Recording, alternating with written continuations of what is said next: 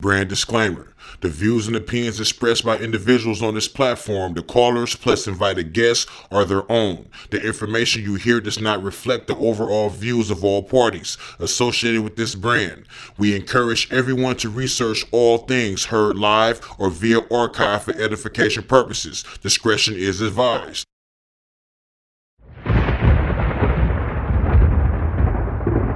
Don't touch that dial. You're now listening to Debate Talk Free Radio.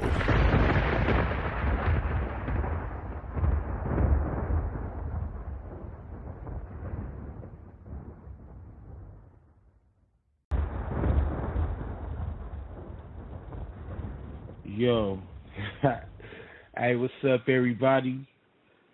Thank you for tapping in this morning to the Man Up segment. I'm your host, B.A. out of Sacramento, California. Hoping all is well with everybody. All praises to the Most High God of Abraham, Isaac, and Jacob, also the Father of our Lord and Savior, Yeshua the Christ. About 2 weeks ago, I came with some information on a couple of scriptures pointing out that Yahweh, our God, the Most High, is a servant. And I pretty much brought out information that proved and showed that the God we serve was first a servant, and he served man, which is the human beings or mankind, before they were actually given a chance to even act out. Before they can even get a chance to, he was pretty much serving them first overall. And he has always been a servant. So today, I ask a question, and Most High willing, we'll get into it. What does it mean to know Yah? Or what does it mean to know Yahweh? Or Jehovah? What does it mean? My man Sal, I know you're back there. You're probably having an issue with the microphone. But just let me know if you're able to. If not, then I understand that you're probably having some technical, some little bit of issues with the microphone.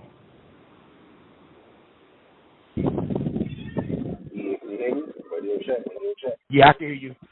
I can hear you, bro. I can hear you, bro. I just wanted to make sure. It's how you doing this morning, man? What's up with Brett? Hey, man, I'm good, man. Listen, man, you know, you're on the West Coast, I'm on the East Coast. I was like, 9:30, what time? You know, my time is your time. You know, we here. You know, like the people think about, you know, social media and the radio. You know, both worlds can collide, East and West, and you know, we coming together to do the show for the people out there. So I'm looking forward to seeing what you got to say with this one. So, you know, we got it. You know what I mean? Yes, sir, man. It's always good to hear your voice, Sal. It's always good to know you're still amongst us, brother. Deeply appreciate you. You're one of the few brothers that gave me the opportunity and the chance. I just thank the Most High for you, man. Yeah, man, but I just always got to check in and tap in and see how you doing and how you still breathing, my man. Much love to you. I appreciate you. No doubt, man. So you got your scriptures ready and all that for this one? Oh, yes, sir. Yes, sir. You know what I'm saying? Most definitely, always.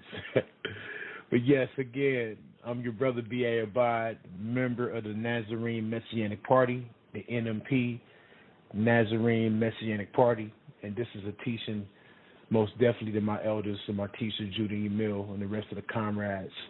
I pray that it I pray that it is filling for those who are seeking, who are searching. This is something that we hold to and we stand on. Again, what does it mean to know Yahweh or Jehovah? Man, let's tap into these scriptures. And the best example for me is to go to to our Lord and Savior and our Master, the Rabbi, the Supreme, the Master Teacher, who I recognize as Yeshua the Christ. And where we're going to go to, we're going to start in John chapter 8. John chapter 8. Not too long ago, one of my elder and teacher, Judy Emil, he had shared this in one of our discussions on Clubhouse, man, and it really spoke to me. And this is a scripture I wanted to open up with. John chapter 8, and we're going to pick it up at verse 30. No, let's go to verse 31. Then Yeshua, or Jesus, said to the Jews who had believed in him, if you continue in my word, you are truly my disciples, and you will know the truth, and the truth will make you free. Let's expound on that. The truth will make you free. Tap in real quick. The truth. I took it upon myself, and the elder, you know what I'm saying, Judah, he broke down what the word truth means in the Greek. So I have a lexicon. I have the Thayer's Greek lexicon. And this is the definition. But first, let me go to the concordance first. And I'm going to definitely look at that in the concordance, because this word truth, definitely it's a powerful word here. And the Greek word is aletheia. Aletheia. And it refers to, here it is,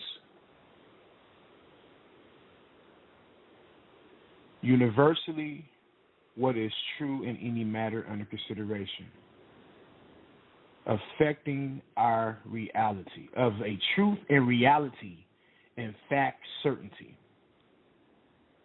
Of a truth and reality, in fact, certainly. Now, I'm going to definitely go to the Thayer's lexicon. And the Thayer's lexicon says, the true notion of God which are open to human reasoning without his supernatural intervention. The true notions of God which are open to human reasoning.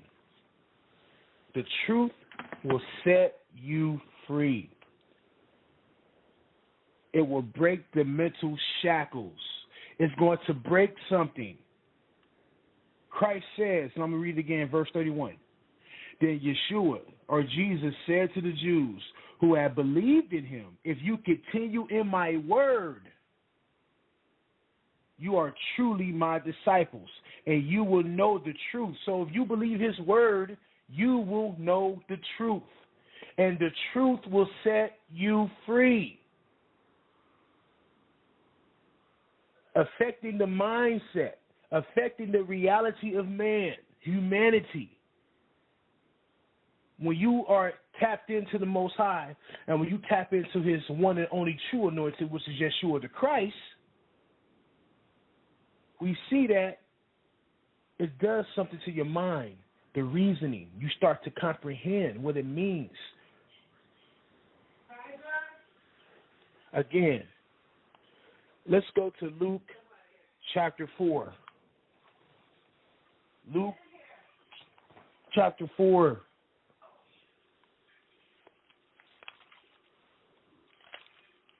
And let's go to Yeshua himself. He was bringing something to the table. When the Most High sent him, when he was sent here to proclaim something, to bring something into effect, to intervene. Luke chapter 4, and I'm going to pick it up at verse, let's see, turning the pages. I know Ashanti probably laughing her tail off at me. But Luke chapter 4, and we're going to pick it up at verse 14. Then Yeshua, or Jesus, filled with the power of the Spirit, returned to Galilee, and report about him spread through all the surrounding country. He began to teach in their synagogues and was praised by everyone. When he came to Nazareth, where he had been brought up, he went to the synagogue on the Sabbath day, and as was his custom, he stood up to read. and the scroll of the prophet Isaiah was given to him. He unrolled the scroll and found the place where it was written, "The Spirit of the Most High, or the Spirit of the Lord, is upon me, because he has anointed me to bring good news to the poor." Good news to the poor, the gospel. The gospel has been, he said, the Most High has anointed me and has sent me to bring the gospel, the good news to the poor. He has sent me to proclaim release to the captives and recovering of sight to the blind. And to the blind, to let the oppressed go free, to proclaim the year of the Lord's favor. I'm going to read that again. He sent me to proclaim release to the captives and recovery of sight to the blind, to let the oppressed go free. The oppressed. What was going on at this time in Palestine or Jerusalem? Israel was under heavy colonial. They were under the colonial. They were under the oppression of their colonial lords, the Romans. Heavy colonialism. They were being oppressed. They were being afflicted. And the revolutionary known as Yeshua, yes, I believe he's a revolutionary. So you know where I stand. I'm taking the faith of Christ to my death, take it or leave it. I'm rocking with Christ to my last breath. I believe he's the only one and true image of the Most High God. No one else, the only anointed, nobody else. So Yeshua, he comes to Jerusalem. He comes into the synagogue. He is sent from the Most High, and he says, I come to bring the good news, the gospel, this revolutionary message, not this sing-song stuff you hear on social media and all this other arguing and nonsense. That ain't the gospel. The gospel is a revolutionary force. I'm going to read it again.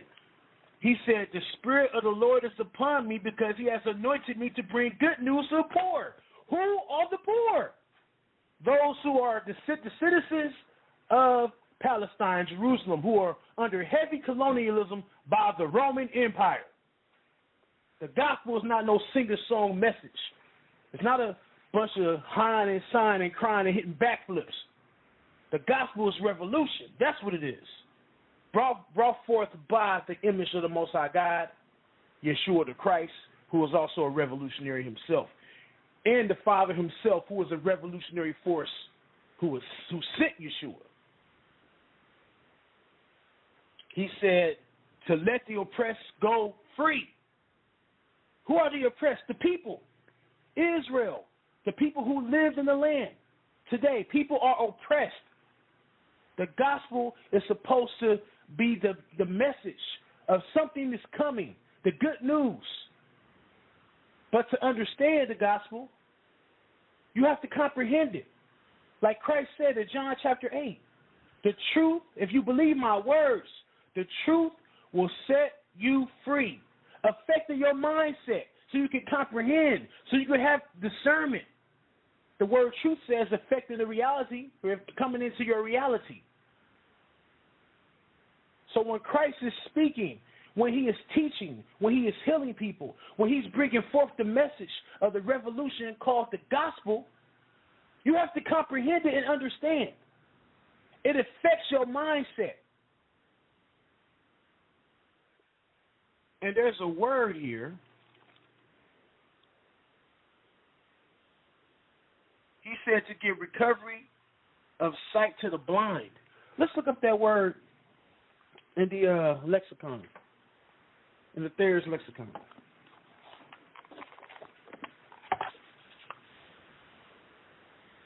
And it reads,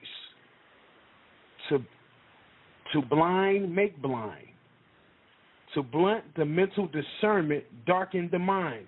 The blind, recovery of the sight to the blind. Those whose mindsets are darkened, who have been afflicted by oppression. Afflicted by oppression. To give recovery and give sight to the blind. Get tongue-tied, forgive me, y'all. Get a little too passionate. But we see here that overall, Christ or the Most High who's using Christ as his image, as his representative, they are proclaiming and bringing revolution and change. Change. Change.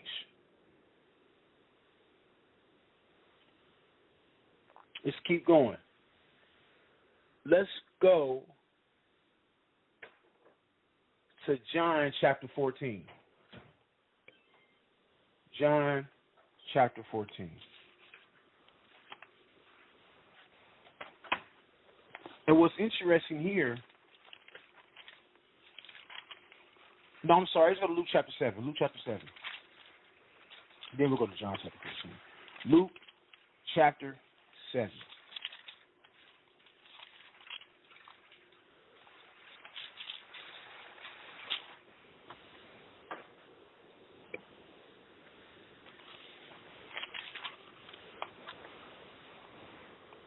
Luke chapter 7, and we're going to pick it up at verse 20.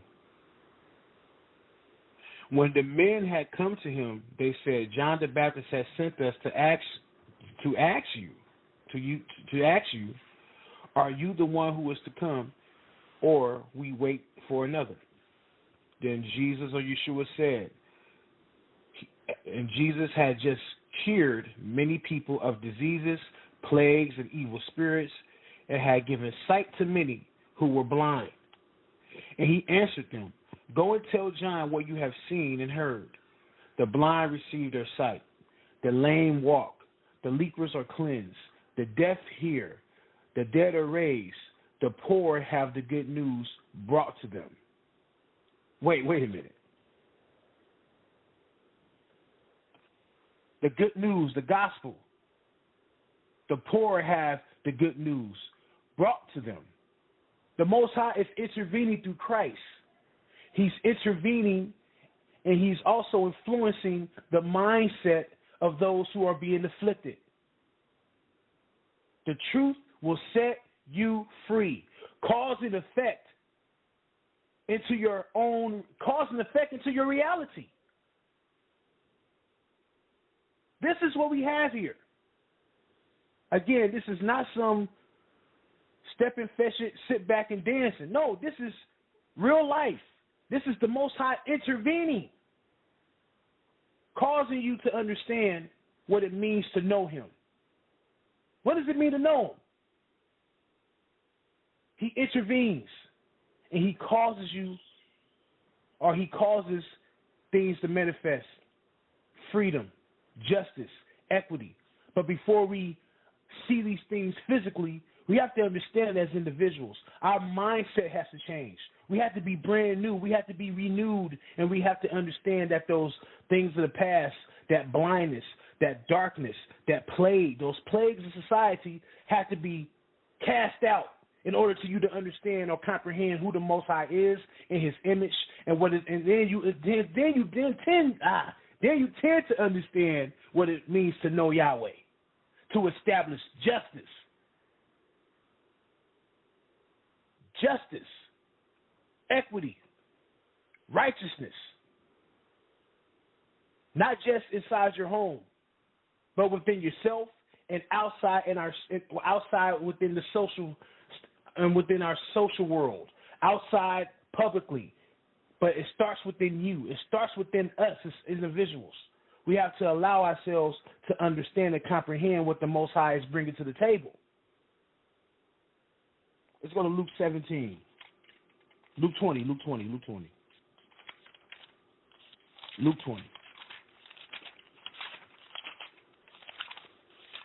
Luke chapter 20.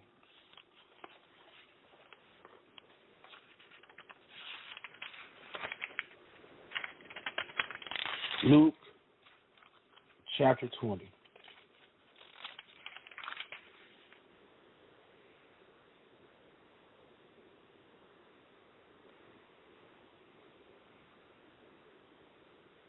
Oh, my apologies. Luke 17. My apologies. Let me jump over here myself, y'all. Luke 17.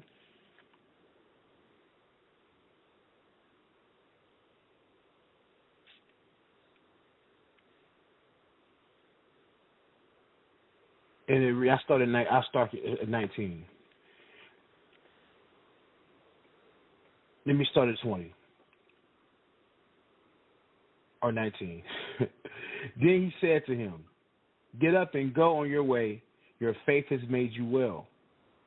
Once Jesus was asked by the Pharisees when the kingdom of God was coming, and he answered, "The kingdom of God is not coming with things that can be observed, nor would they say, 'Look, here it is,' or 'There it is.'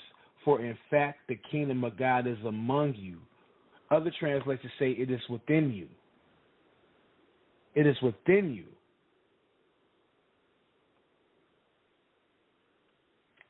It starts with the individual, affecting your reality, changing your mindset, the truth, understanding what the kingdom means, understanding what it means to know the Most High or Yahweh or Jehovah or God or whichever you prefer to call them. Now, let's go to an example. Let's go to John chapter 14. Because one of the disciples had asked Christ, "Show us the Father." Show us the Father.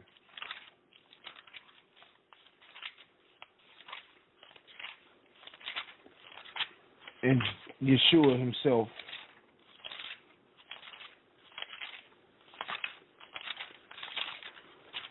has some interesting words to say to him. John chapter 14.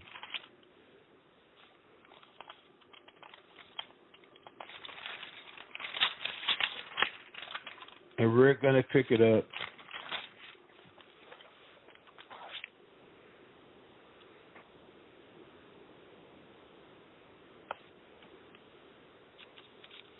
Let's see.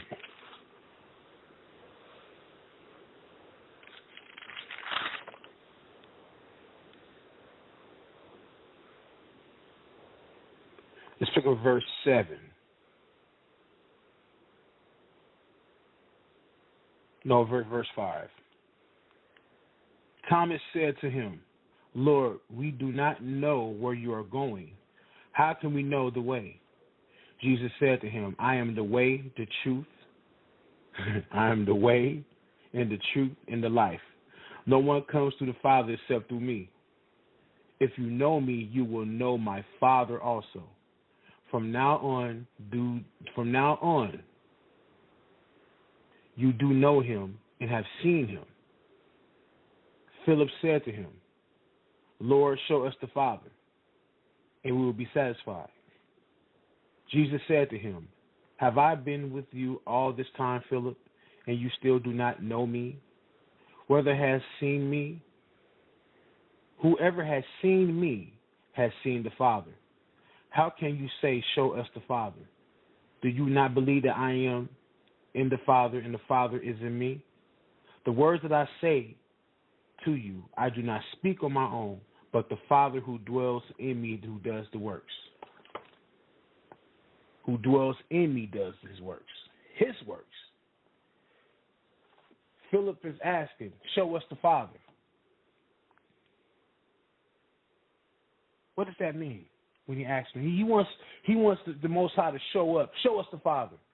But the whole time Christ had been with his disciples, preaching and teaching them, schooling them, educating them, that he knows the Father, and the Father is with him at all times. But how? How was the Father with Christ? Through his actions, manifesting the truth, relieving people from captivity, mentally, starting with the mindset, affecting your personal reality. That's how the Father was in Christ. The actions, the conduct, his behavior. He said, "The Spirit of the Lord is upon me," to influence those or to motivate those to come out of darkness, out of that blind darkness, to influence people to come out of oppression. That's how the Father was with him, that spirit of influence, manifesting and changing a person's reality. their mind, their perception, to comprehend. That's how the Father is with them. Establishing justice, establishing equity. So, man, I would like to check real quick. Yo, Sal, we got any callers? Anyone press 1? Any questions, comments, observations at this moment or at this point? All right, family. We got people tuning into the program once again. For those who don't know the number, it's 845-241-9995. That's 845-241-9995. If you have any questions or comments, just press number 1 or add to the notification. Today's show is entitled to Know Yahweh. And my host, Brother B.A. Nobody's pressing number 1 at this time, but we do have some listeners tuning in. So, once again, guys, press number 1 if you want to chime in. All right, thank you, Sal. Appreciate you, brother. Now, let's go to some examples. I know last time we touched on Exodus. I want to go back to Exodus again because this is a great example of what it means to intervene, to impact the mindset of those who are living in oppression. Let's go to Exodus chapter 6. Exodus chapter 6. Like it says in John chapter 3, you have to be born from above. You have to be born again. You have to be changed. Your mindset has to be changed. What causes our mindset to be changed? What causes it? Exodus chapter 6.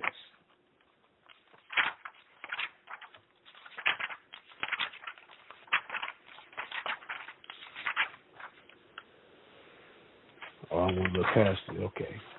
Exodus chapter 6. And what we're going to do, we're going to pick it up at verse 1. And Yahweh said to Moses, now you will see what I will do to Pharaoh, for he will send them away with a strong hand. Yes, he will drive them out from his land with a strong hand. And God spoke to Moses and said to him, I am Jehovah, and I appeared to Abraham, Isaac, and Jacob as God Almighty. And by my name Jehovah, I never made myself known to them. And I also established my covenant with them in the land of Canaan, the land of their travels, in which they traveled.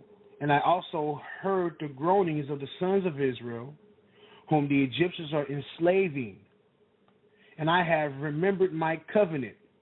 Therefore say to the sons of Israel, I am Jehovah, and I will bring you out from under the burdens of Egypt, and will deliver you from their slavery. And I will redeem you with an outstretched arm and with great judgment. So I'm going to now stop. Let's go back. Notice something here. Let's go to verse 2 again. And God spoke to Moses and said to him, I am Jehovah. So, or Yahweh, that tetragrammaton is there.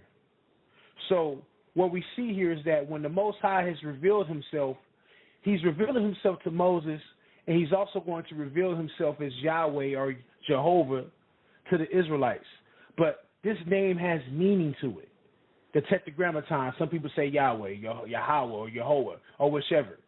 But there's substance that comes with this name or this characteristic. And he says,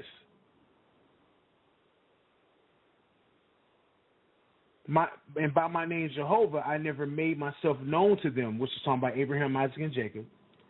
And I also established my covenant with them to give them the land of Canaan. Right? And I also have heard. Notice, I, Jehovah, I, Yahweh, I have heard. So when Yahweh hears oppression, when he hears the groanings, when he hears and sees injustice, he intervenes. When there is unrighteousness, I, Yahweh. And we're going to remember that as we continue to go through these scriptures. The scriptures I share with you guys, that I bring forth today, you're going to see a pattern that every single time there's injustice, Yahweh intervenes.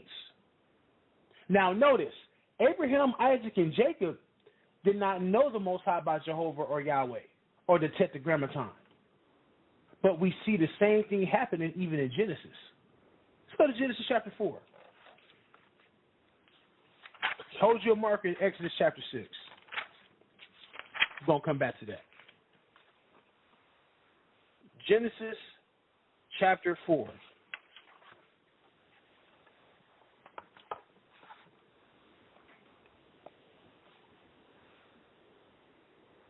And I'm starting at verse 1. And the man knew his wife Eve, and she conceived and bore Cain, and said, I have gotten a man with the help of Jehovah. That's what the writer says. And she continued to bear his brother Abel, and Abel became a shepherd of the flocks, and Cain became a tiller of the ground. And in the end of days, it happened that Cain brought an offering to Jehovah from the fruit of the ground, and Abel brought he also from the firstlings of his flocks, and even from their fat. And Jehovah looked to Abel and his offering, and did not look to Cain. Hold on, I think I kind of messed that up. My apologies, y'all. Let me go back. Verse 3. And in the end of days, it happened that Cain brought an offering to Jehovah from the ground, from the fruit of the ground, and Abel brought he also from the firstlings of his flocks, even from their fat. And Jehovah looked to Abel and to his offering, and he did not look to Cain and to his offering. And Cain glowed greatly with anger, and his face fell. And Jehovah said to Cain, why have you angrily glowed? And why has your face fallen? If you do well, If you do well, is there not acceptance? And if you do not do well, sin is crouching at the door, and its desire is towards you, but you should rule over it. Here's the kicker. And Cain talked with his brother Abel, and as they were in the field, Cain rose up against his brother Abel and killed him. An innocent man was killed. He killed him in cold-blooded murder. Right? And Jehovah said to Cain, where is your brother Abel? And he said, I do not know. Am I my brother's keeper? And he said, what have you done? The voice of the blood of your brother cries to me from the ground. What did he mean by that? You see how Yahweh intervened as soon as Cain killed his brother? A cold-hearted murder, heartless murder. An innocent man was slaughtered for doing the right thing because it was envy inside of Cain. And the Most High said, your brother's blood cries to me. Injustice, unrighteousness. Yahweh intervenes because the unrighteous act just took place. And when there's unrighteousness, Yahweh intervenes. Yahweh, that characteristic who intervenes, who wants that spirit and that characteristic that wants righteousness and justice to be established. And when there's unrighteousness, he has no other choice but to intervene and correct it. Right there.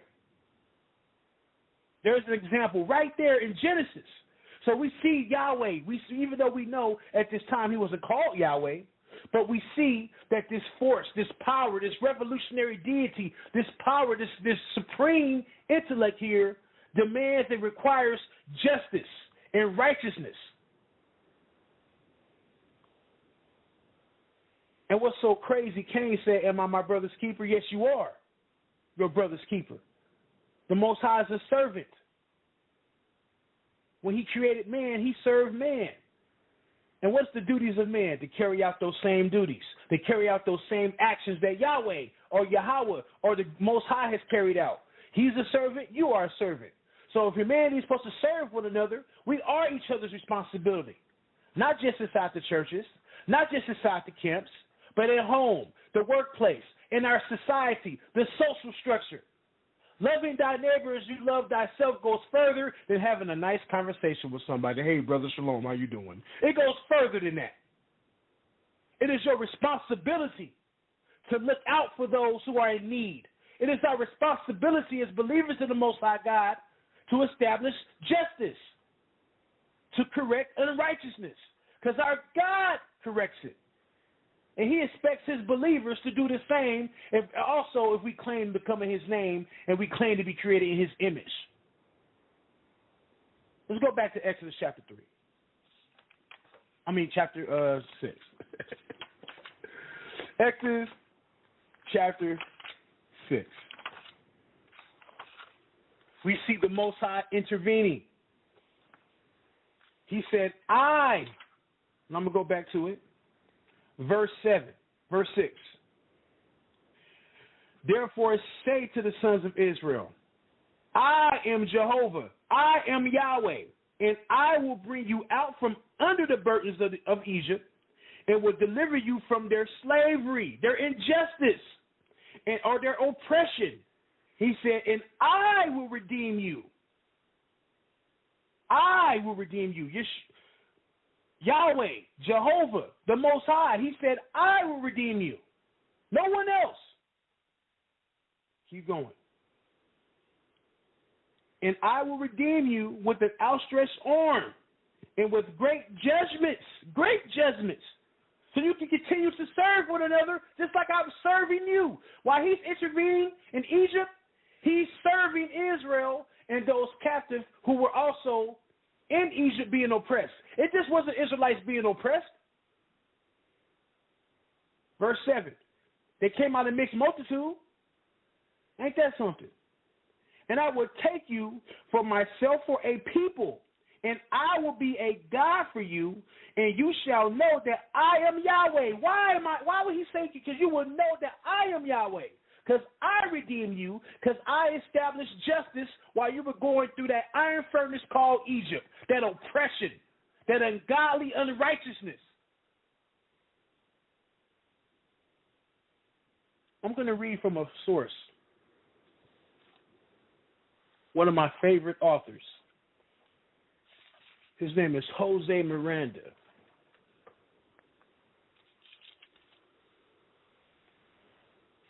Jose Miranda. The book is called Marx and the Bible. Yeah, I said it. Marx. M-A-R-X. Marx and the Bible. And I'm going to read something from chapter 3. It's called God's Intervention in History. Check this out.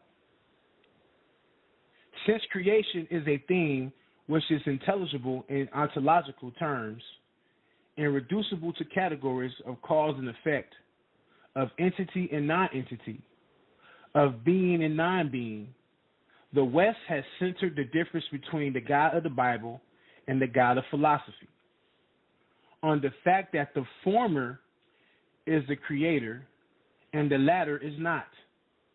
But with respect to the Bible, this constitutes such a modification of emphasis that it is tantamount to falsification.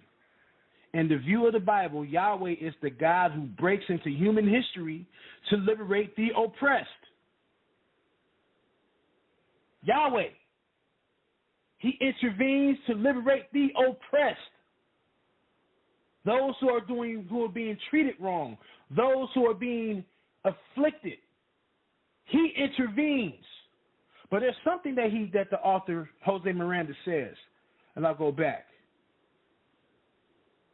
The West has sent, or let me say it again, since creation is a theme which is intelligible in ontological terms and reducible to categories of cause and effect, of entity and non-entity, of being and non-being, the West has centered the difference between the God of the Bible and the God of philosophy. The West, we're talking about the West.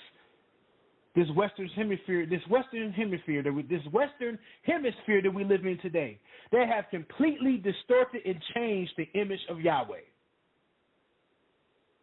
They have completely distorted the image of Yeshua the Christ.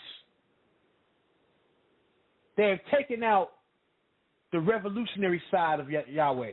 They have taken out the revolutionary side of Yeshua and turned it into something else. You don't have to worry about establishing justice. God gonna do that, or Jesus is gonna do that when He comes back. All you gotta sit here and wait. That's what the West has done. That's what Christendom has done. This Western hemisphere of Christianity has done that. It has robbed and distorted the revolutionary image of Yahweh. In view of the Bible, Yahweh is the God who breaks into human history to liberate the oppressed.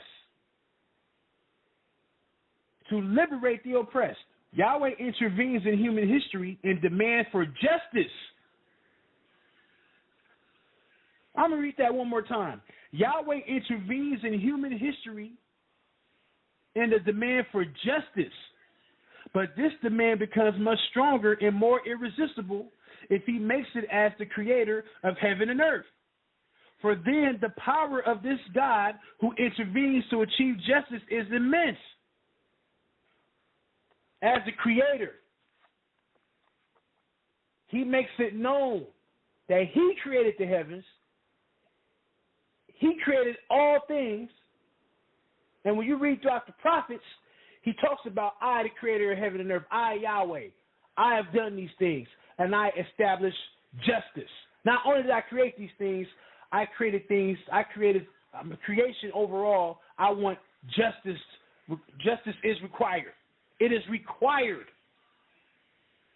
Equity, it is required. Righteousness, it is required. He will have it no other way. Why do you think throughout the prophets we will always read where it says to have love for the widow, have love for the orphan, have love for the stranger? Justice, let it reign. He says that in Amos.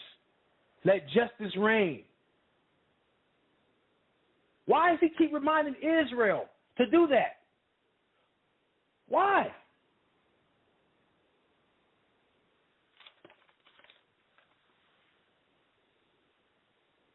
Let's go to Exodus chapter 3.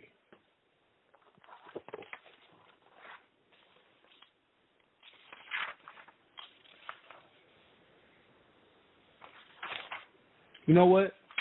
Since we read it, I'm done. Let me see. Shall I do that? Exodus chapter 3. And we're going to pick it up at verse 10.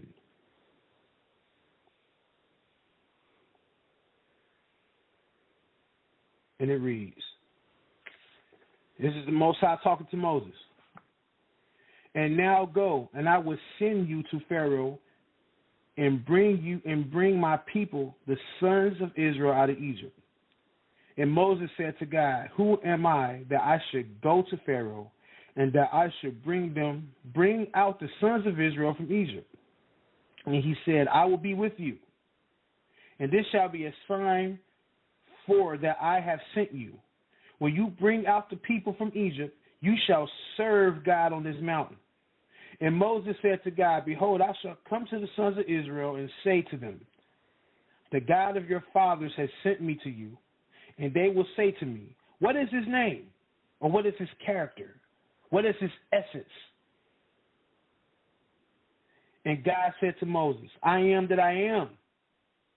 And He said, you shall say this to the sons of Israel. I am has sent you. I am has sent me to you. And God said to Moses, you shall say to the sons of Israel, Jehovah, the God of your fathers, the God of Abraham, the God of Isaac, and the God of Jacob, has sent me to you. I, Jehovah, the tetragrammaton, I, Yahweh, because He's going to deliver. He's going to intervene, and He's going to change their perception. Remember, What Christ said back in John chapter 8, the truth shall make you free, affecting your reality. He's going to intervene. It says, Jose Miranda confirmed it and marks in the Bible. He said that Yahweh would intervene into human history, changing your perception, liberating you from oppression. That is what he is establishing. That's order. That's real order. That's the order. Ain't that something? Let's go to Exodus chapter 19.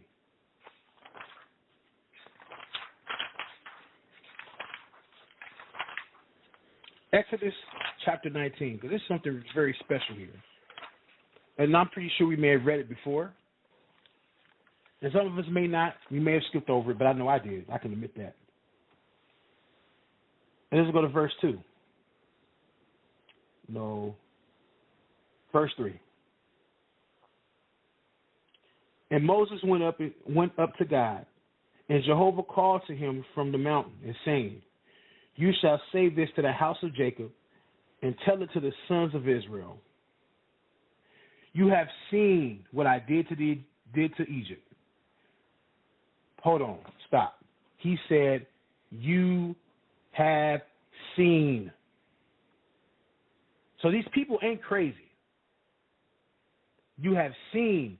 Seen means you not only have you literally seen it, you understand what has happened. You understand what's going on here. You can comprehend what's going on. I have affected your reality. I have come in and said I was going to do this, and the actions are justified because it was oppression that you was in. And now you understand that you have been relieved from your oppression. Let's read that again. Verse 3. Verse 4, rather. You have seen what I did to Egypt, and I bore you out. I bore you on wings. I'm sorry. And I bore you on wings of eagles and brought you to me. And if you will surely listen to my voice. Didn't Yeshua say that? Listen to my words. Ain't that something? And if you will surely listen to my voice and will protect my covenant, you shall become a special treasure to me above all the nations, for all the earth is mine. And you shall become a kingdom of priests for me, a holy nation. These are the words which you shall speak to the sons of Israel.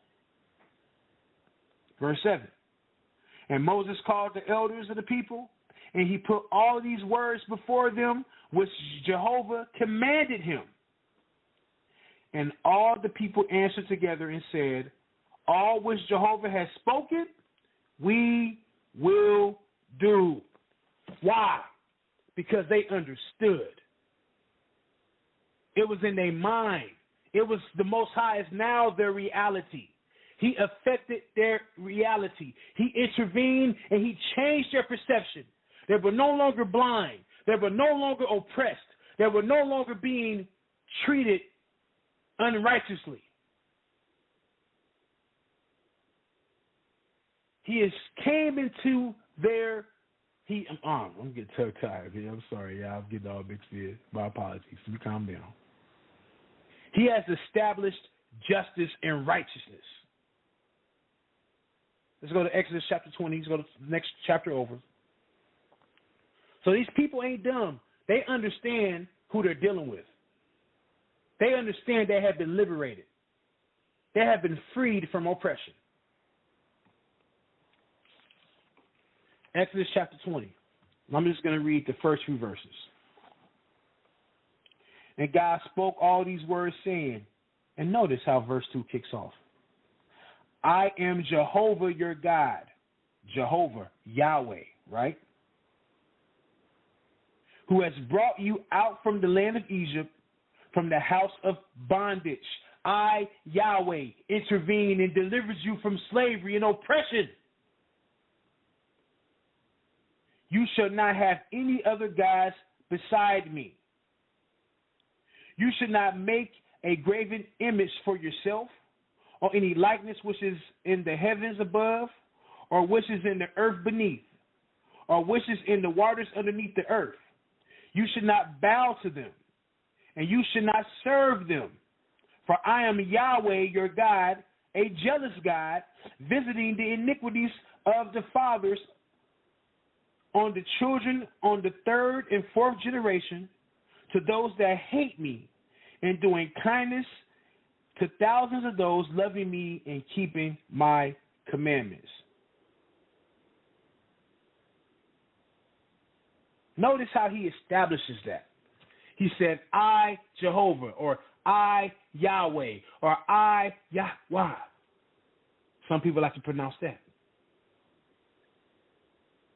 You should have no other gods before me or beside me. Because that whole time while they were in Egypt, while he was using Moses to free them, he was serving. And he requires that his people who just agreed to the covenant in Exodus chapter 19, if you just listen to his words and obey his voice, you will be his nation of priests, his nation of servants. Because he's a servant, you become a servant. And you have to serve him only. No other gods. No one else. This is what the Most High is instructing Moses to tell the children of Israel. And this is what the Most High is stressing to them. And what did they see? They saw they saw the Egyptians get destroyed by the hand of the Most High through Moses. They didn't see a picture. All they heard was a voice. Let's go to Deuteronomy chapter 4. Remember, you have seen, like the Most High said, you have seen, you understand. Now you know. Deuteronomy chapter 4.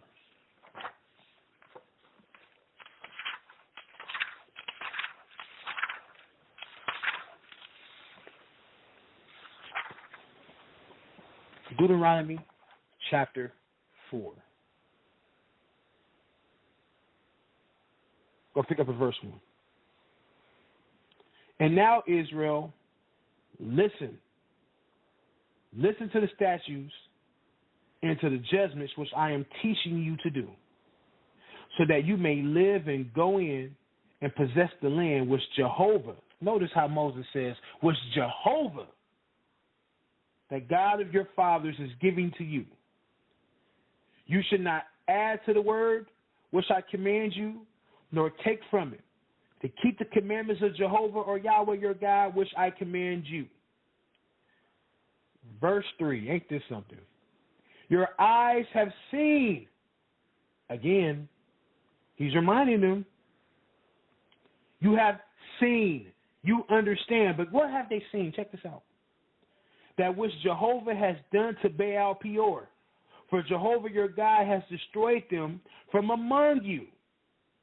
The men that follow Baal Peor, and you held fast to Jehovah your God, are alive today, all of you.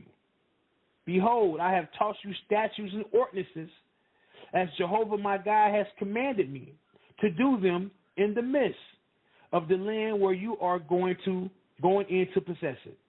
And you shall keep and do them, for it is your wisdom and your understanding before the eyes of the peoples who hear all these statutes.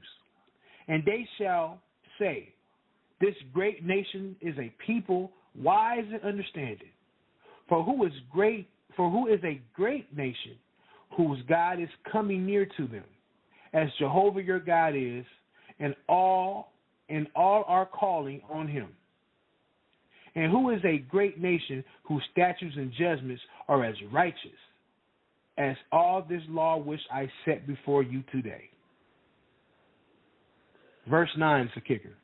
But before we go to verse 9, why do you think that was added? Why Moses is expounding on the nations? Let's go back to that real quick. Verse 7. No, let's read verse 6. And you shall keep and do them, for it shall be your wisdom and your understanding before the eyes of all the peoples who hear all these statutes. Who are the people? those who are outside the nation of Israel. Ain't that something? And they shall say, this great nation is a people wise and understanding. This is what the nations are going to say about you when you are righteous, when you are doing the will of the Most High God. Ain't that something? Just read verse 7. For who is a great nation, whose God is coming near to them, as Jehovah your God is, and all are calling on him. And who is a great nation whose statutes and judgments are as righteous as all the law which I set before you today? What is Moses telling Israel? When you're doing the will of the Most High, he's reminding them, don't forget these commandments. Do them. Don't forget the name of Yahweh and what he has done for you, what he did for you in Egypt, what he did to Baal Peor. He liberated you and he relieves you from oppression. And the nations of people from a distance who are watching, they're going to be in awe, provoking and motivating them to what? Come on to Israel. Is not Israel supposed to be a nation of priests? Are priests supposed to be servants? And is not the Most High a servant himself? He served Israel, they cleave to him. Israel serves the Most High, the nations cleave to Israel and also to the Most High. Ain't that something? What does it mean to be a light to the nations? To sit there and just look good amongst them? No, to provoke them to come out of darkness. Israel, a nation of people who liberate who are not just liberate themselves, but they influence and liberate other people who are in darkness. They weren't just put in the middle of the nations just to look good and look pretty. They were there for a reason. To influence, to provoke the nations, to serve the God they serve. Verse 9. Let's go. Deuteronomy chapter 4, verse 9. Only take heed to yourself and keep your soul carefully, that you do not forget the things which your eyes have seen.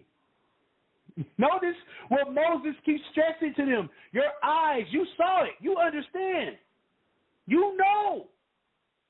Do right and be right, because your eyes have seen what happens to those who go against the Most High God. He also said to Abraham, I will bless them that bless you, but I will utterly destroy them that curse you. You come against the children of Israel, you will be cursed. Israel who was righteous. Righteous Israel. Let's keep going. I'll read 9 again. Only take heed to yourselves and keep your soul carefully, that you do not forget the things which your eyes have seen, and that they do not depart from your heart. That means your heart got to be changed. Your mind got to be changed, affecting your reality. Just like Yeshua said in John chapter 8, the truth shall set you free. Yahweh is the truth. He is the truth, and he will set you free. Affecting your mindset, affecting your reality, the perception of how you think. Being born from above, a new mind, a new person. That just ain't a New Testament concept. That's a Bible concept. Being born again, being changed, being renewed, establishing justice.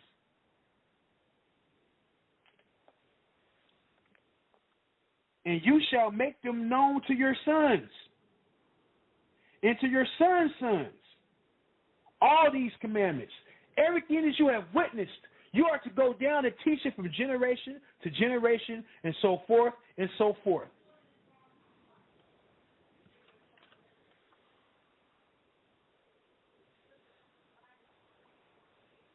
What does it mean to know Yahweh? What does it mean? To establish justice, to have love. One of my favorites individuals said, his name is Che Guevara, and he said, and I'm paraphrasing, he said a revolutionary is guided by love. That's the only way a revolution can take place. A revolutionary has to have love. That's the only way that revolution will manifest. The Most High is love. He is the image of love. And for him to do what he did for humanity, to serve, to relieve Israel out of captivity, love had to take place because he is love. He is the image of love. Christ commands us to love one another. Love is one of the most powerful forces on earth. You can't kill it. What does it mean to know Yahweh? What does it mean? Let's go to Jeremiah chapter 23.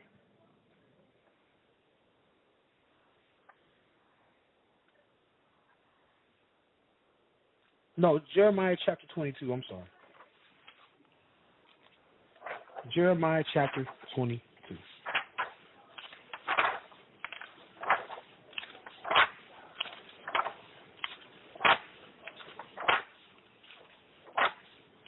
Yo, Sal, we got any callers, my man? Just want to check. Anyone press 1?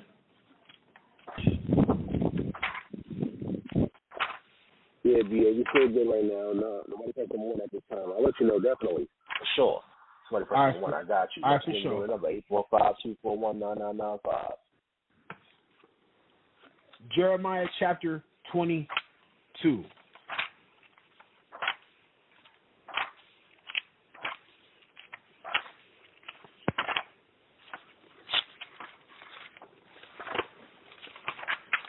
I want to look at something. What does it mean to know Yahweh? What does it mean? We're going to go and see what Yahweh has to say himself, or Jehovah, or God, or Yahweh, or the Most High. Let's go.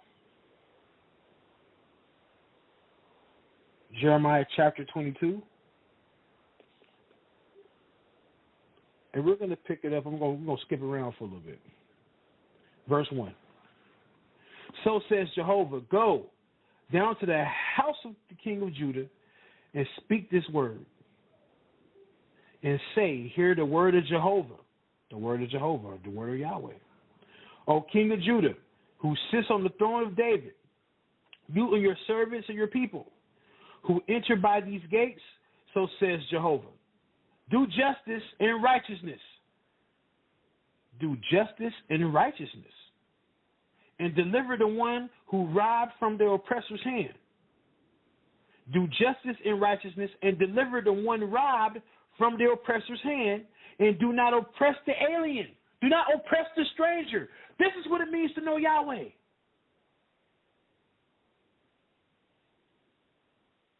And I'm reading again. And do not oppress the alien, the widow or the orphan. And do not do violence nor sin innocent blood or shed innocent blood in this place. Didn't we see that with the example of Genesis chapter 4? When was innocent blood being shed, he intervened. Innocent blood in Egypt was being shed. He intervened. And he constantly reminds Israel to remember what you have seen. I established justice and righteousness and equity. And he just said it here in Jeremiah. The Most High will not be mocked. Let's keep going. Verse 4. For if you indeed do this thing, then there shall enter in by the gates of this house, kings sitting on the throne of David, riding on chariots and on horses, he and his servants and his people. But if you would not hear these words, I swear by myself, says Yahweh or Jehovah, that this house shall become a ruin. For so says Jehovah concerning the king of Judah's house. You are Gilead to me, the head of Lebanon. Yet surely I will make you a wilderness, cities not inhabited, and I will consecrate destroyers against you. He's going to send people against you if you practice iniquity and wickedness and injustice, not having love for your neighbor, the shedding of innocent blood. Ain't that something? And I will consecrate destroyers against you, each one with his weapons, and they will cut down your choice cedars and make them fall into the fire. That means them cedars, them trees, your cedars that you live off of. Those cedars to build those nice houses, to build those nice things. Ain't that something? Your cedars, your precious cedars, your trees. Check this out. In many nations, verse 9, and many nations shall pass by this city, and they shall each say to one another, why has Jehovah done this to this great city? Then they will answer, because they have forsaken the covenant of Jehovah their God, and worshiped other gods, and served them. The worship of other gods. Don't remember in Deuteronomy chapter 4, he said, save yourselves, diligently save yourselves, and don't forget what I have done. Don't forget, or you'll be destroyed. Don't serve no other gods. I am Yahweh, the one who liberated you out of oppression. I served you. You served me by serving one another. Ain't that something? Let's skip down to verse 13. Woe to him who builds his house without righteousness. Woe, that means destruction. In his upper rooms without justice. His neighbor serves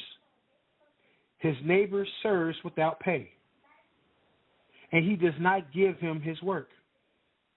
Who says, I will build myself a wide house and large upper rooms, and who cuts out windows for it, and covers with cedar, and paints with vermilion. Do you reign because you lust to excel in cedar? Did not your father eat and drink and do justice and righteousness? Then it was well for him. He judged the cause of the poor and the needy. Then it was well. Was this not to know me, says Yahweh? What does it mean to know Yahweh? To have love for the stranger. To have love for the poor. To have love for the widow. That's what it means to know Yahweh.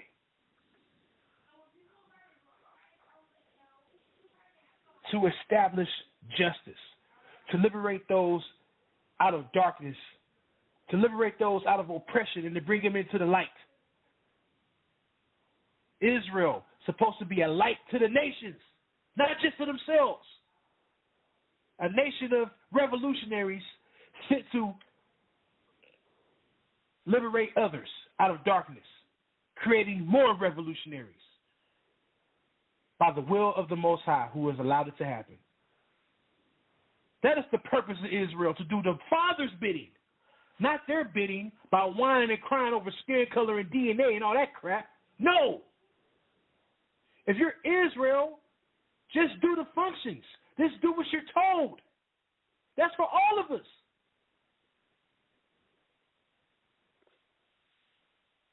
Let's go to Jeremiah chapter 23.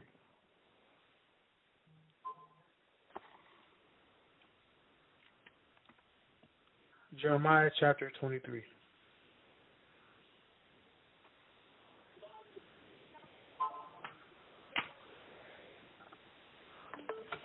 And we're going to pick it up in verse 11.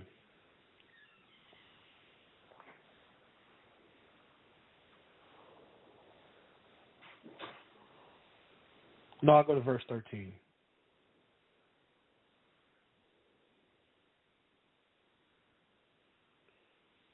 No, I'll go to 11. For both prophet and priest are ungodly. No, verse 10.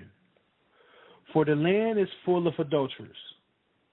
For the land mourns because of a curse. The pastures of the wilderness are dried up, and their way is evil, and their might is not right. For both prophet and priest are ungodly. Yea, I have found their evil in my house, says Yahweh, or Jehovah. So their way shall be to them as slippery places in darkness. They shall be driven out and fail by it. For I will bring evil on them, even the year of their visitation, says Jehovah. You see unrighteousness? What does it mean to Yahweh? When there's unrighteousness, he gets stirred up and he calls it out, and the solution comes. That's what it means to know Yahweh. To call out the unrighteous, to call out the wickedness, to call out the evil. Verse 13. And I have seen favorably among the prophets of Samaria that prophesied by Baal and caused my people Israel to go astray. I have also seen a horrible thing among the prophets of Jerusalem. They commit adultery and walk in falsehood, and they make the hands of evildoers strong, so that not a man returns from his evil. They are all of them like Sodom to me, and her inhabitants are like Gomorrah. So Jehovah of hosts says this concerning the prophets: Behold, I will feed them wormwood and make them drink poisonous water, for ungodliness has gone forth from the prophets of Jerusalem into the land. So says Jehovah of hosts, do not listen to the words of the prophets who prophesy to you. They make you vain. They speak a vision of their own heart, not out of the mouth of Jehovah. They say to those who despise me, Jehovah has said to you, shall have peace. They say to everyone who walks in stubbornness of his own heart, evil shall not come to you. For who has stood in the counsel of Jehovah and has seen his word, has seen and heard his word? Who has listened to his word and heard? Behold, the tempest of Jehovah has gone forth in fury, even a whirling tempest. It will whirl on the hand of the wicked. The anger of Jehovah shall not turn back until he has executed, and until he has set up the purpose of his heart. The latter days you shall understand it perfectly. I have not sent the prophets, yet I ran. I have not spoken to them, yet I prophesied. Yet they prophesied. But if they have stood in my counsel and had caused my people to hear my words, then they would have turned them from their evil ways and from their evil doings. Am I God nearby, says Jehovah, and not a God from afar? Or can anyone hide himself in secret places so that I have not seen him, says Jehovah? Do I not fill heaven and earth, says Jehovah? I have heard what the prophets said, those who prophesy lies in my name and my character, saying, I have dreamed. How long is this there in the hearts of the prophets of lies, yea, the prophet of the deceit of their own heart? They plot to cause my people to forget my name by their dreams, which they shall tell each one his neighbor, even as their fathers have forgotten my name for Baal. They have forgotten his name. Does that mean they were going around saying you can't say Lord? No. His character, Jehovah, his essence, his image, the actions, to forget the cause of changing your perception. They are causing the people to go back into blindness, causing the people to unturn from their unrighteousness, from their wickedness. What does it mean to know Yahweh? To establish justice. And when the Most High sees injustice, he calls it out. And judgment and punishment must come about. He has to set it correct. He has to make it right.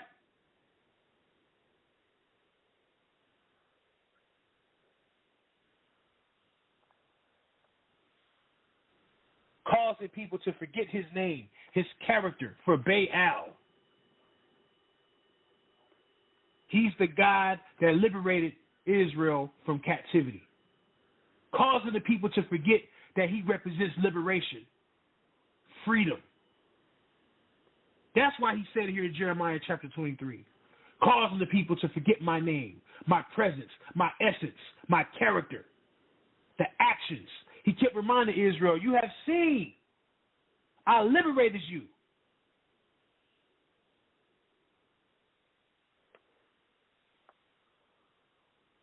Let's go back to what it means to know Yahweh.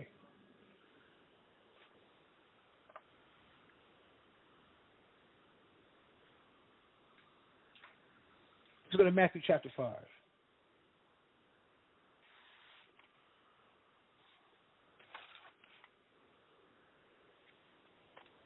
Now close with this one. Matthew chapter 5.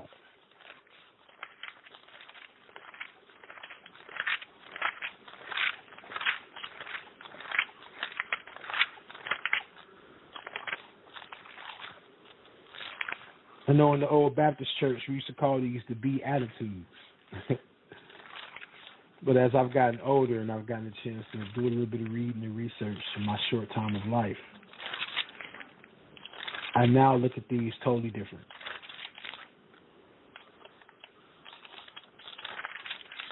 Matthew chapter 5. And I'll start at verse 1. When Jesus saw the crowds, he went up the mountain, and after he sat down, his disciples came to him. Then he began to speak and talk to them, saying, Blessed are the poor in spirit, for theirs is the kingdom of heaven. The poor, right?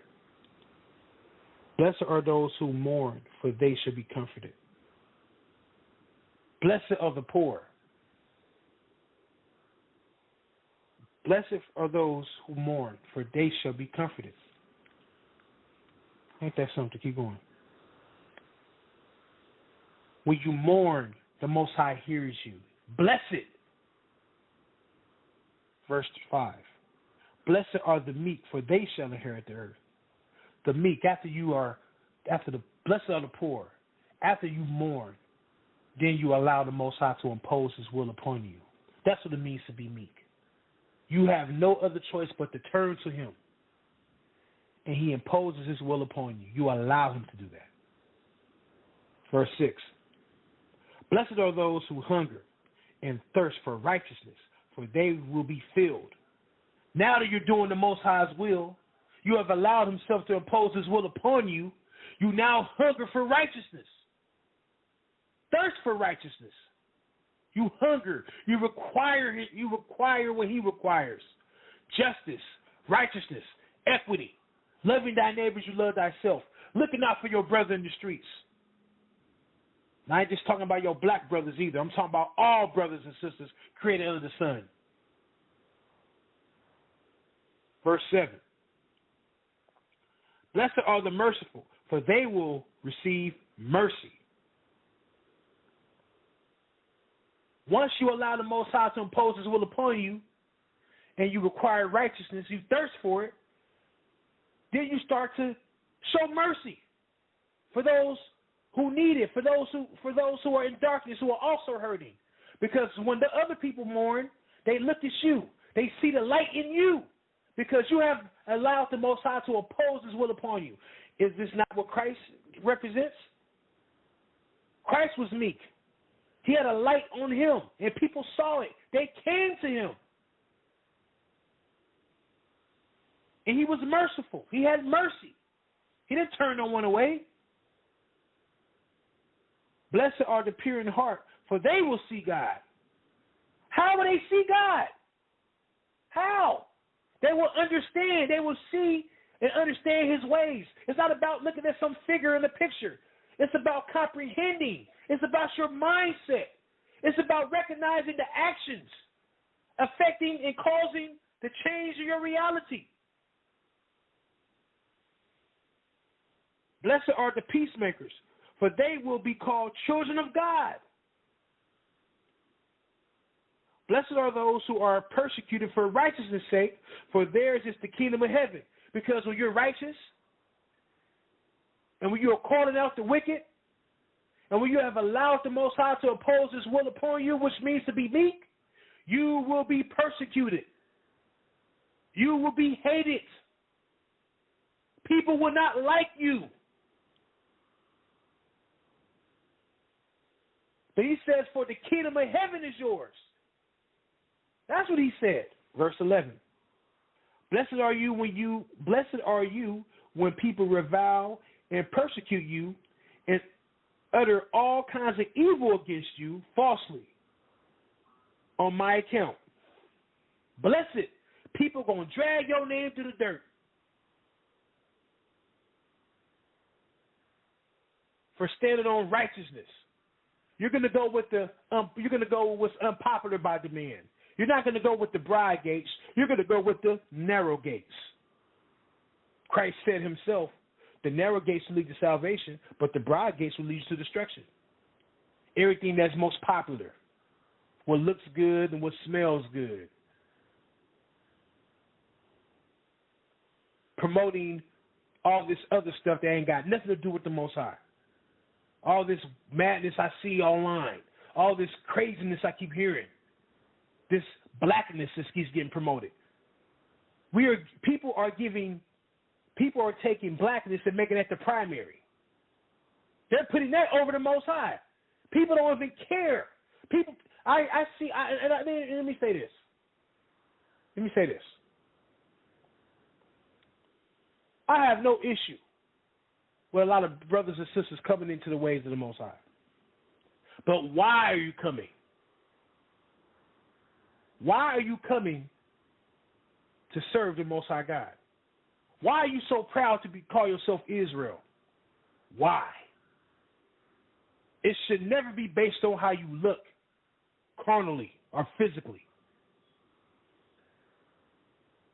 It's not about Israel. It's about the Father. It's about His image, Yeshua the Christ.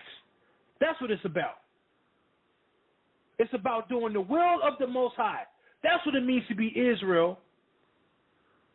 Not this foolishness about we Israel, we black, and ain't nobody else us. No, that is not what it means to serve the Most High. And that's what it does not mean to know Yahweh, to put down other people.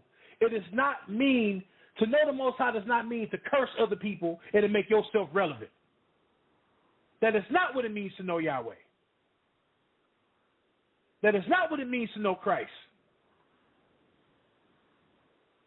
Your skin color is irrelevant. It has nothing to do with the spirit that quicketh. Christ said it, the flesh profit nothing. It is the spirit that quicketh. It is the spirit that gives life.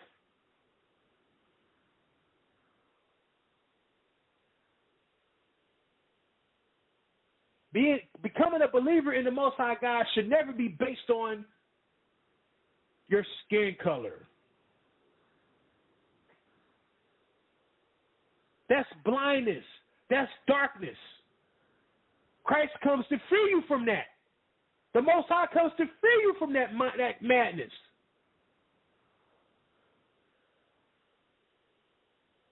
It doesn't make sense. It ain't about you. It's about the Most High God and what He requires. To know Yahweh does not mean, do you know who Israel is? It has nothing to do with that. Verse 12. Rejoice and be glad, for your reward is great in heaven. For in the same way they persecuted the prophets who were before you. You are the salt of the earth. But if the salt has lost its taste, how can its saltiness be restored? It is no longer good for anything but to be thrown down and trampled underfoot. You are the light of the world. A city built on a hill. A city built on a hill cannot be hid. No one after lighting a lamp puts it under a bushel basket, but on the lampstand, and it gives light to all in the house. In the same way, let your light shine before others. He just didn't say let it just shine before Israel. He said others. That includes all people who are willing to see the light.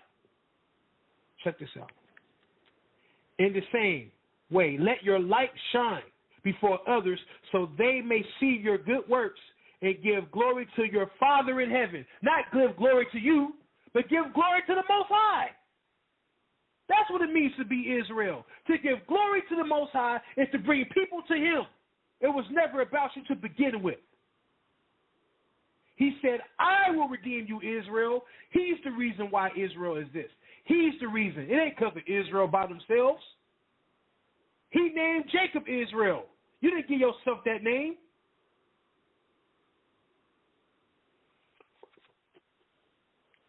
I don't want to keep fussing. I don't want to keep shouting. I just had to get that out. My man Sal, we good? I think I'm going to pretty much tap out with that. Yeah, man, we pretty much good, man. Powerful lesson. For those who want to actually reach out, I left a link in the description box for those who want to reach out to you directly. And, some people check out the archives later on and questions pop up. So, whoever you want to put an email out there or you want to leave the link up here. Yeah. Reach out to you. Yeah, for those who are listening, if you're interested to reach out, you can reach out. My email is 916Maccabee. That's MACCABEE @gmail.com.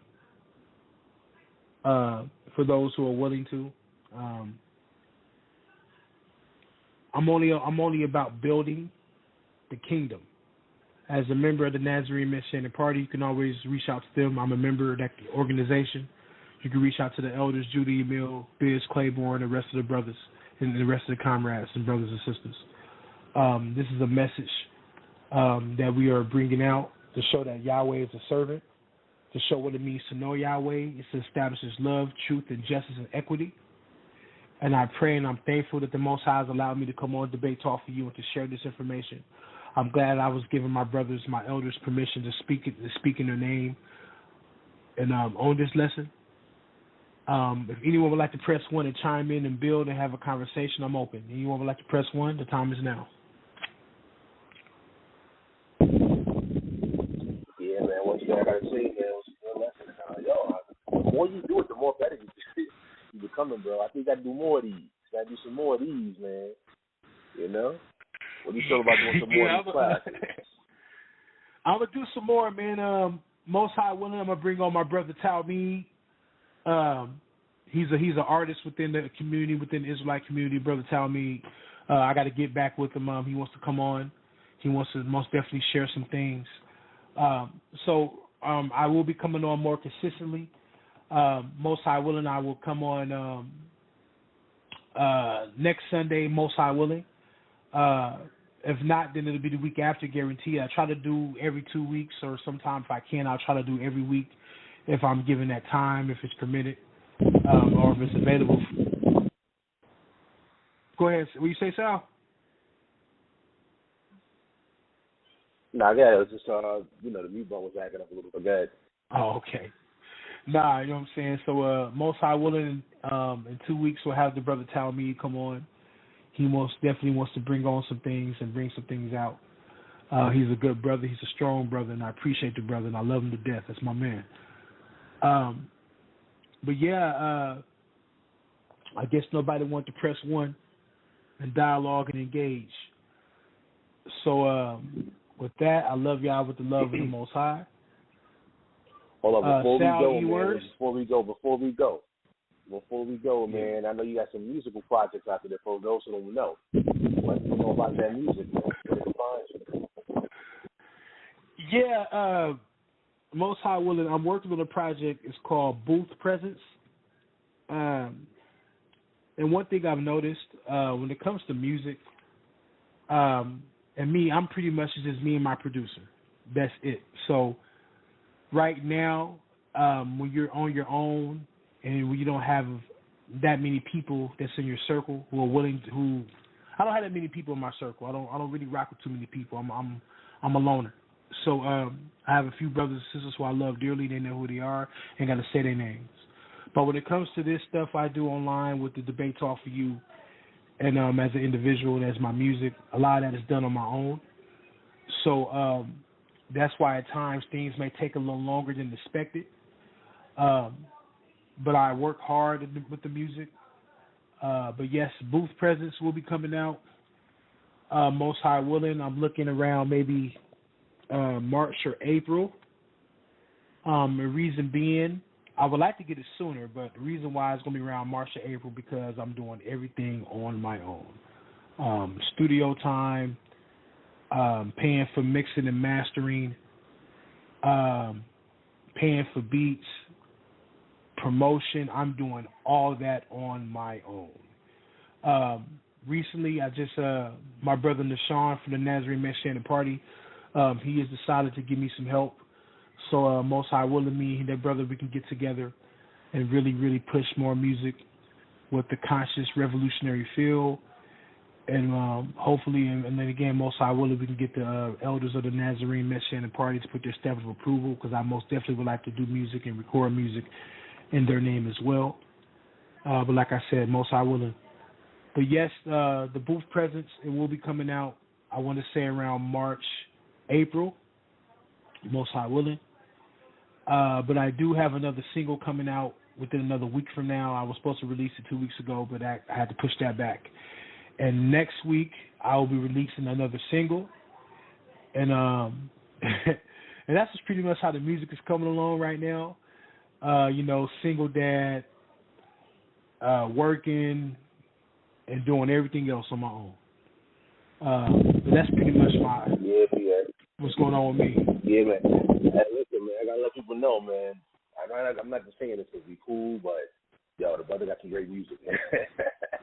The brother got some great music. Hey, thank you, man. bro. So let people know, like, there's a link, like, where they can find it on Apple, iTunes, Spotify, there's a particular website where they can find your stuff, because even the projects he have out there right now, you gotta go get that.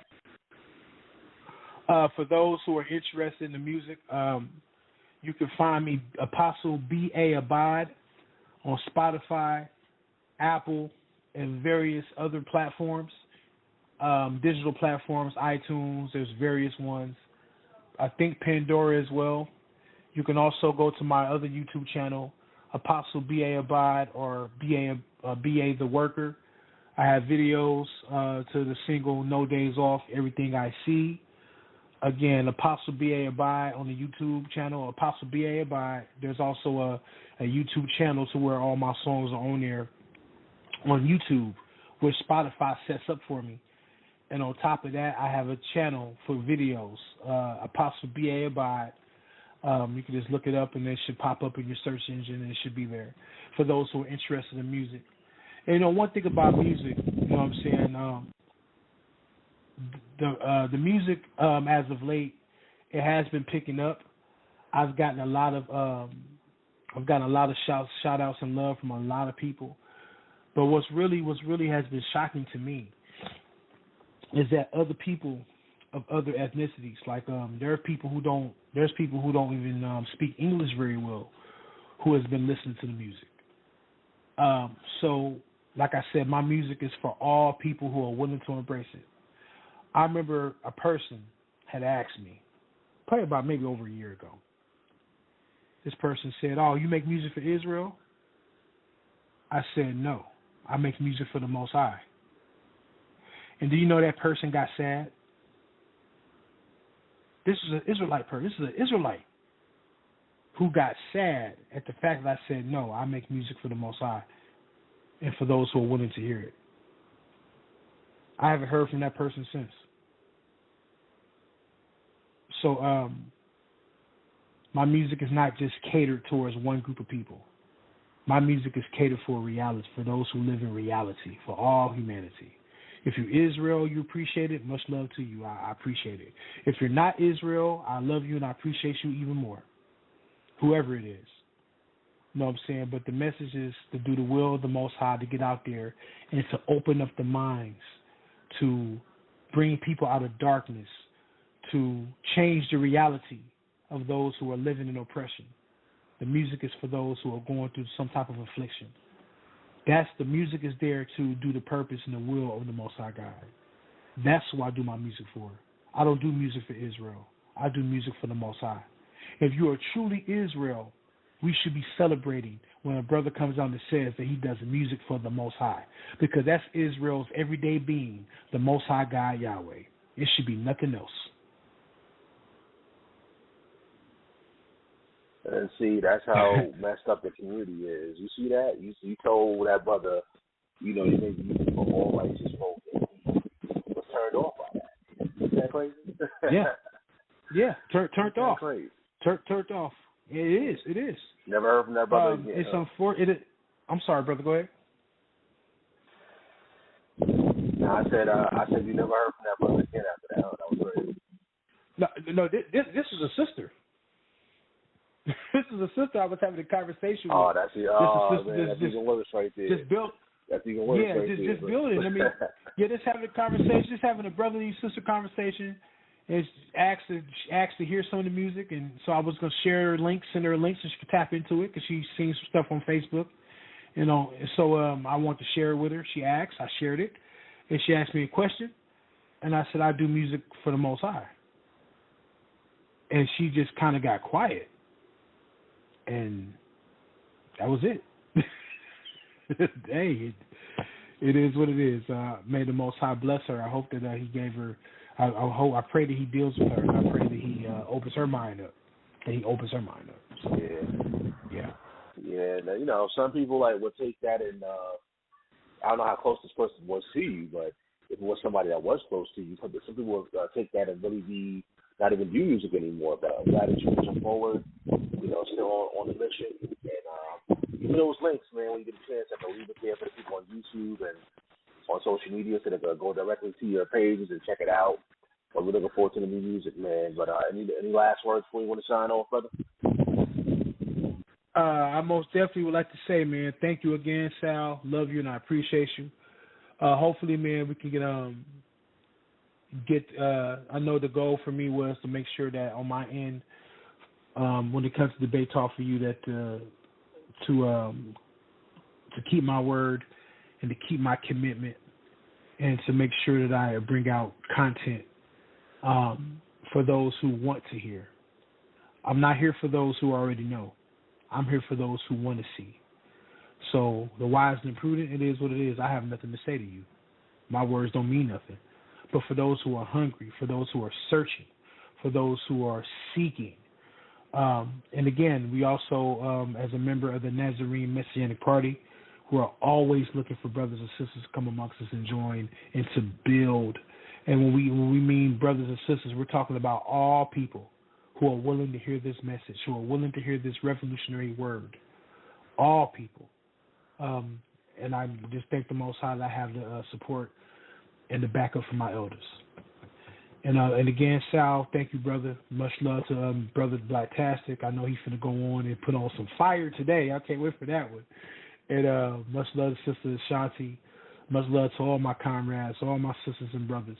You guys know who you are. I love y'all with the love of the Most High. And with that, Sal, I'm going to fall back and we could just end it. Help keep the show on the air. If you want to help, you can send your donation through PayPal. The email is debatetalkforyou@gmail.com or through Cash App, $Sal Showtime. Thanks for your support.